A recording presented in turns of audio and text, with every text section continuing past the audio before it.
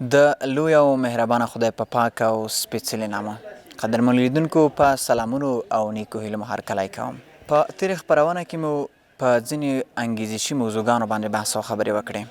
نن راځو په دې باندې بحث او خبرې کوو چې انسان څنګه کولی شي ځان وپېژني. د ځان پېژندګلوۍ په څه کې ده؟ انسان څه باید وکړي تر څو ځان وپېژني؟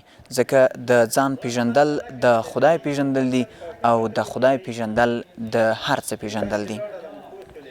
بحث په دې باندې کوو چې پوهان وایي، ځکه روانشناسان وایي چې کله چې انسان خپل احساسات کنټرول کړي او کابو یې کړي نو انسان خودشناسه دی، یعنی ځان پېژندونکی دی. خو ځینې نور پوهان بیا وایي چې کله چې انسان خپل مغز او خپل ذهن کنټرول کړي او کابو یې کړي نو انسان ځان پېژندونکی دی، یعنی ځان یې پېژندلی دی.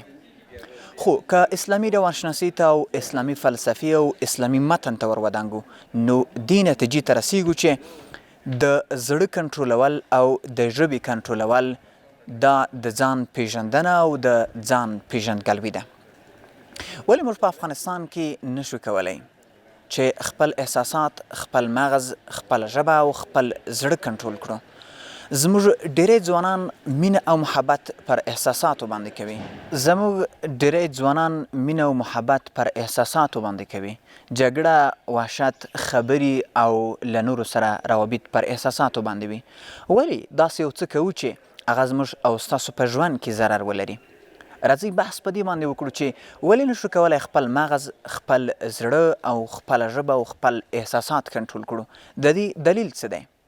په افغانستان کې نامناسبه فرهنګ او داسې یو فرهنګ چې هغه له انسانیت سره او هم له اسلام سره په ټکر کې دی، د دې باعث کیږي چې زموږ احساسات، زموږ زړه او زموږ ژبه او مغز له کنټرول څخه د باندې ووځي. دلیل نامناسبه باورونه دي. موږ په خپلو ذهنونو کې څه ډول باورونه راڅرخوو؟ ولې داسې یو څه کوو چې زموږ دغه ټول څیزونه له منځه لاړ شي؟ تر څو چې یو انسان خپل احساسات، خپل ژبه او خپل زړه او خپل مغز کنټرول نه کړي، انسان ځان پېژندونکی نشي کېدلی. د دغو څیزونو لپاره او د دغو څلورو عنصرونو د کنټرولولو لپاره څه لارې موجودې دي؟ څه باید وکړو تر څو وکولی شو دغه هر څه په سالم ډول کنټرول او کابو یې کړو؟ د دغو څیزونو کابو کول د انسان لپاره ډیر مهم دی، ځکه په هغه کې د انسان پېژندګلوي موجوده ده. کله چې انسان ځان ونه پېژني نو انسان خوار جوړیږي، او چې انسان خوار شي نو نشي کولی په ژوند کې خپل اصلي اهداف ترلاسه کړي. نامناسبه باورونه، نامناسبه درک، نامناسبه خبرې، بې ارزشه خبرې دا هغه څه دي چې په انسان کې د دغو څیزونو د نه کنټرول سبب ګرځي. نو موږ څه باید وکړو؟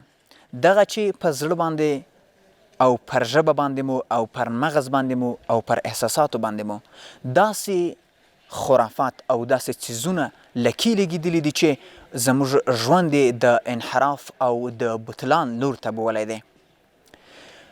5 هغه حواس چې که چېرته په صحیح ډول کنټرول او کابو شي نو دغه 4 عنصرونه به هم کابو شي، او که دغه 5 حواس کنټرول او کابو نشي نو متاسفانه په بخښنې سره چې موږ نشو کولی د ژوند ټول اړخونه په اصلاحي ډول ووینو. اول سترګې.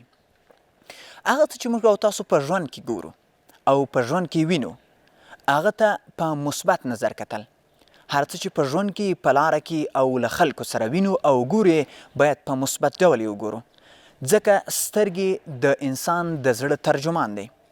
هر څه چې زړه ته داخلیږي نو هغه د سترګو د دغه دوربین له لارې ترلاسه کیږي. نو که تاسو یو شي ته په منفي ډول او په منفي باف ګورئ نو اطمینان ولرئ چې ستاسو زړه، احساسات، مغز او ژبه له هغه څخه استفاده او نتیجه اخلي. نو په خپلو سترګو مثبت څیزونه وګورو او مثبت ووینو.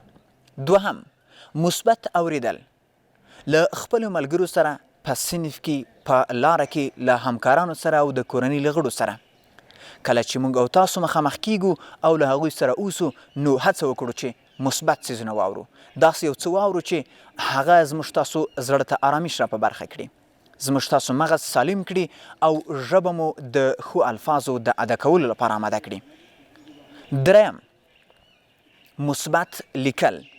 کله چې تاسو مثبت لیکئ او مثبت اورئ او مثبت ګوري دا د دې سبب کیږي چې خپل احساسات مو کابو شي او مغز مو له مثبتو څیزونو څخه ډک شي.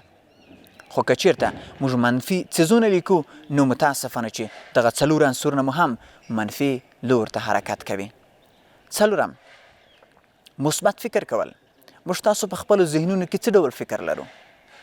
ژوند مو د منفي افکارو، د خیالاتو او د افسانو او د خرافه پروري لپاره آماده کړی دی. دغه ذهن چې د الله جل جلاله تر ټولو لوی نعمت دی، دغه نعمت باید په داسې ډول استفاده شي چې انسان د سالموالي احساس وکړي. همدارنګه دوستانو، تاسو کولی شئ په ژوند کې د دغو پنځو حواسو صحیح اوریدل، د مثبت اوریدل، مثبت لیدل، مثبت فکر کول او مثبت لیکل دا هغه څه دي چې ستاسو مسیر ته تغییر ورکولی شي. همدارنګه مثبت ویل. کله چې له ملګرو دوستانو سره په هر ځای کې اوسئ نو هڅه وکړئ داسې څه ووایاست چې هغه د انسانانو لپاره مثبت تمام شي. او که چیرته موږ ستاسې په مثبت ډول نه استفاده کوو نو په بخښنې سره چې د انسانانو دغه څلور عنصرونه د انسانانو په ژوند کې د خرابوالي سبب ګرځي. مولانا وایي د انسان ژوند او غلطي او انحراف دا نه دی چې انسانان د باطل لور ته تمایل او کشش او علاقه لري، بلکې دا دی باطل دا دی چې موږ حق په غلطه لار نیولي. که یو څوک دکترا لري نو حتما او لزوما هغه متفکر نه دی. که یو څوک سګریټ څکوي نو حتما او لزوما دا معنا نه لري چې نو هغه حتما چرسي یا پوډري دی. که یو څوک ډیر آرایش کوي نو حتما هغه بدکاره انسان نه دی. که یو څوک مطالعه نه کوي او یا یې تعلیم نه دی کړی نو دا معنا نه لري چې هغه نو ټمبل او خنګ انسان ورته ویلی شو. موږ تاسې په ژوند کې په غلط میتود باندې حرکت کوو. ځکه مولانا وی سنجیده گو سخن سنجیده گو تا دوست را دشمن نگردانی ز حرف بی مروت آشنا بیگانه می گردد. نورزی هغه څه وایي چې هغه د عقل او منطق سره په سنجش کې وي تر څو مو دغه څلور څیزونه تر کنټرول لاندې وي.